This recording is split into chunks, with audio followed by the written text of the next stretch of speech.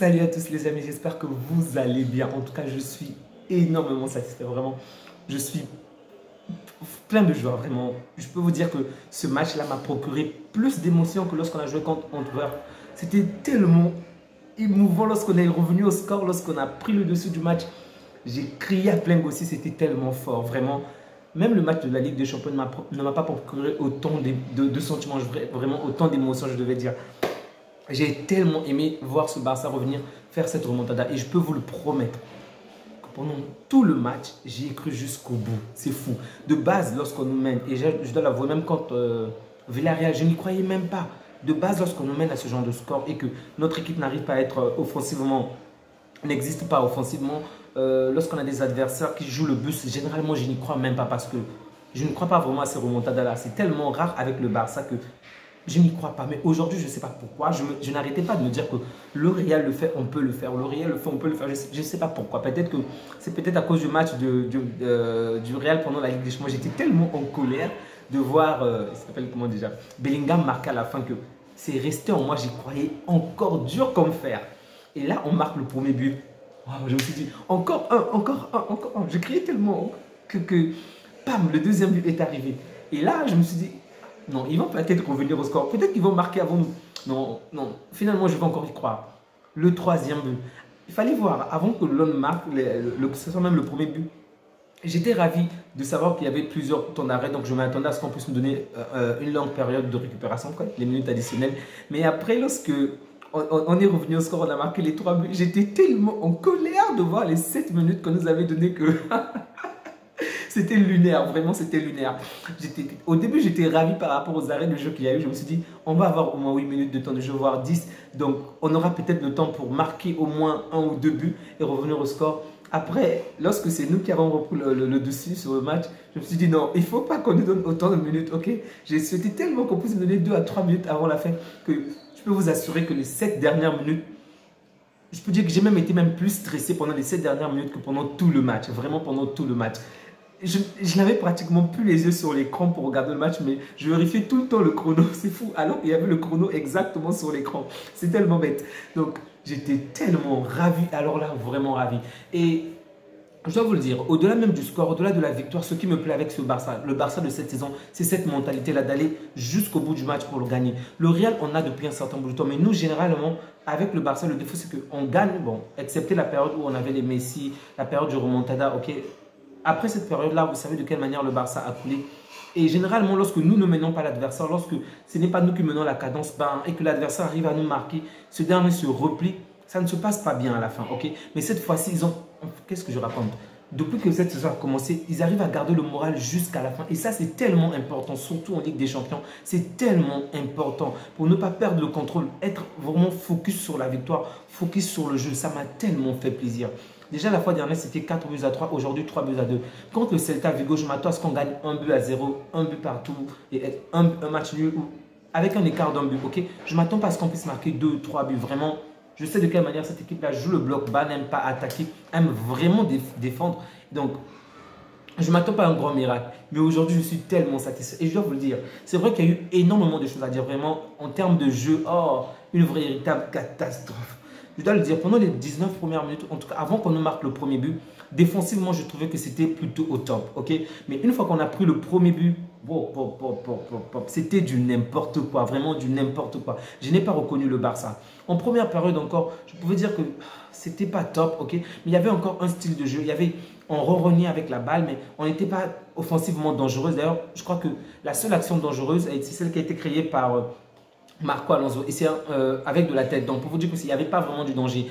Et ce que je trouve quand même regrettable avec Xavi, c'est que, je précise, pour moi, il n'est pas fautif dans ce match, mais on a de nombreux adversaires savent qu'ils ne peuvent pas gagner normalement contre nous. Du coup, ils jouent les blocs bas. Et qu'est-ce que l'équipe a fait pendant tout le match? C'est attaquer l'axe. Ça n'a aucun sens. Alors que dans l'axe, il y a pratiquement 5 voire 6 joueurs. On n'a fait qu'attaquer l'axe encore et encore. Et même en seconde période, lorsque Lamine Yamal est entré, alors qu'il était au niveau des ailes, il n'a pratiquement pas eu la balle. Je ne comprends vraiment pas ce style-là d'attaquer constamment là où il y a énormément d'adversaires, où vous n'arrivez pas à passer.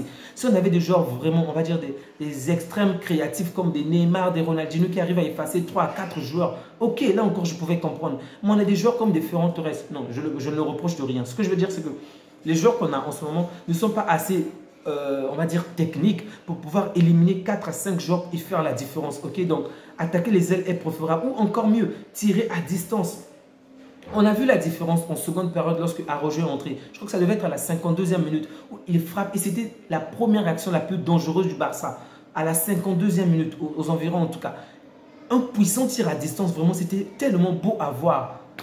Mais bref, je ne sais pas pourquoi on s'entêtait constamment à vouloir passer au milieu. Et ça, j'espère que Xavi va devoir travailler sur ce point parce que pour le positionnement, déjà pour la formation, j'étais satisfait en tout cas. Je me disais que ouais, la formation est plutôt intéressante. Faire reposer Baldé, laisser Marcos Alonso. Au début, j'étais un peu méfiant parce que je me disais, vous savez, Marcos Alonso ralentit souvent le jeu, il n'est pas rapide et autres. Mais je dois l'avouer, en première période, je dirais même qu'il est l'homme du match. En tout cas, on va dire le meilleur joueur barcelonais. Vraiment, pour vous dire de quelle manière, on n'a pas montré un bon visage. C'était pas vraiment top, ok. Il faisait, offensivement, il était plutôt important, mais défensivement, comme vous le savez, les replis, c'est pas vraiment son fort. Du coup, c'était catastrophique comme sur le point défensif, mais offensivement, il avait son apport important, assez important. Donc, on a vraiment manqué ces joueurs-là pour vraiment faire la différence. Donc, constamment, on tournait avec la balle, se faisait les passes, mais on n'était pas assez dangereux. On n'est pas assez dangereux face à ces blocs bas-là. Et j'espère que Xavi va travailler dessus parce que il y a eu de très bonnes choses en termes de passes, en termes de jeu, mais après, dès que l'adversaire a commencé à réaliser des contre-attaques, il fallait voir le positionnement était vraiment médiocre, catastrophique. Je pouvais comprendre, on nous a mis pratiquement 4 attaquants en seconde période. Du coup, on a créé énormément d'espace. Je dois l'avouer que même la saison dernière, ok, même lorsqu'on galérait la saison dernière, même lorsque les matchs étaient difficiles, on avait toujours cette assurance avec notre défense, ok. Et même lorsque la défense n'était pas au top, on n'a jamais laissé autant d'espace en arrière, vraiment jamais. Les seules fois où j'ai vu le Barça avoir autant d'espace, c'était généralement les matchs contre le Bayern en Ligue des Champions. Et vous savez de quelle manière ça ne se terminait pas bien pour nous. Donc l'adversaire arrivait facilement à se projeter dans notre camp, ce qui était vraiment pas du tout agréable, sincèrement. Ils n'étaient pas vraiment adroits parce que s'ils étaient adroits aujourd'hui, ils auraient pu marquer 2, 3, 4.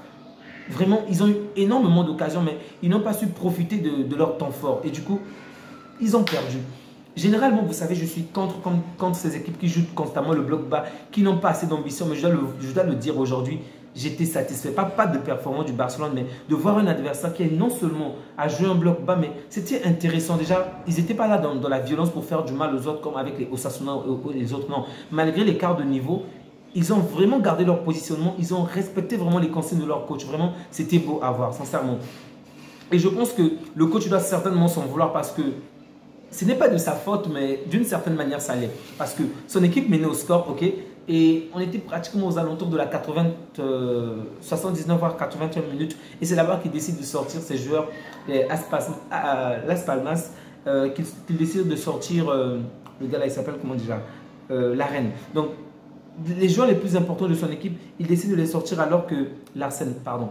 Il décide de les sortir alors qu'il y avait encore du temps. Ce que je pouvais comprendre parce que le Barça ne montrait pas son meilleur visage. Mais d'une autre manière, c'était nous sous-estimer également. Parce que contre le Real, je suis certain qu'il aurait gardé cette équipe-là. Parce que le Real, c'est l'équipe des dernières minutes. Même à la 99e minute, qu'est-ce que je raconte? À la 90e minute, on s'attend toujours que le Real fasse la différence. Peut-être que la tendance n'est pas la même avec le Barça, ça je dois l'avouer. Mais du coup, il nous a d'une certaine manière sous-estimé et sorti ses principaux joueurs. Qu'est-ce qu'on a fait? On en a profité. Vraiment.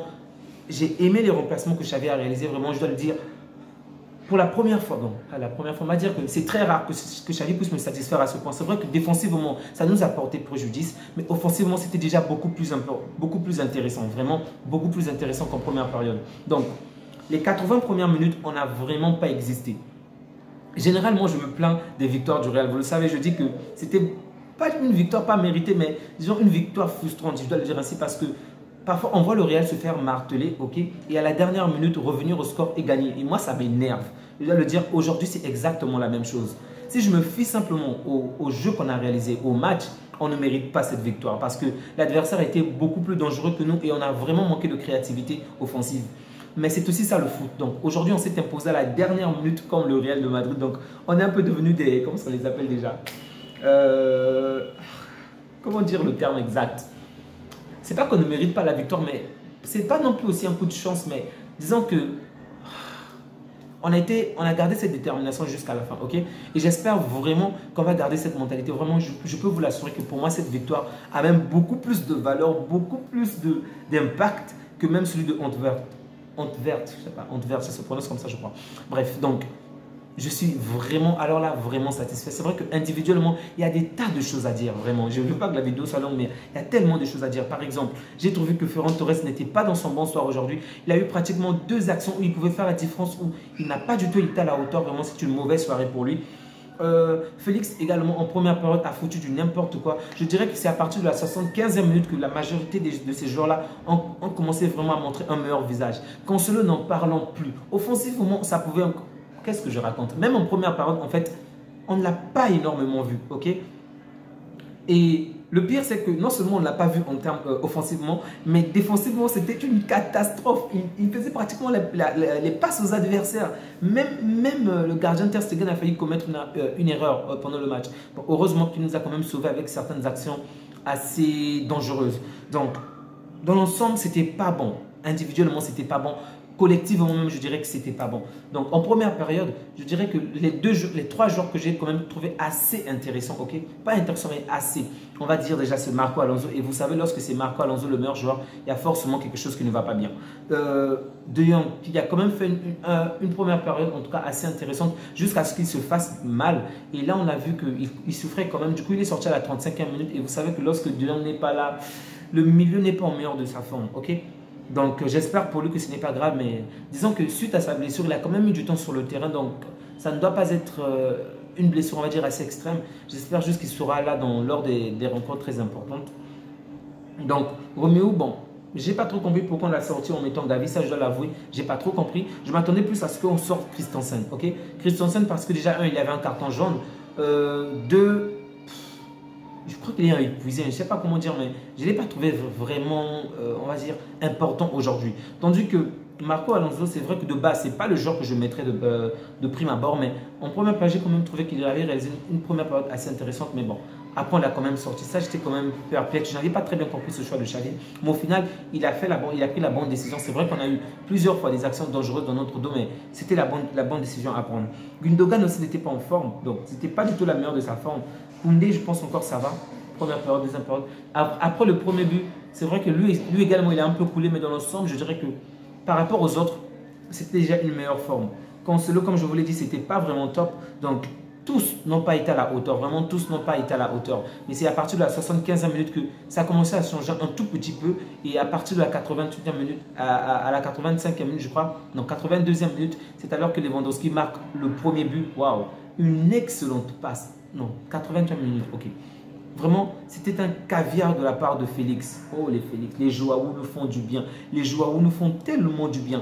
La passe de Joao Félix était tellement... C'est une passe divine, vraiment. Prévidentielle, vraiment providentielle. Donc, waouh! Une belle pichenette. Et là, également, le but de Lewandowski, également, la manière dont il fait sa pichenette alors qu'il était en l'air. Bon, le gardien s'était un peu retenu, du coup, il a fait du mal. Le deuxième but encore.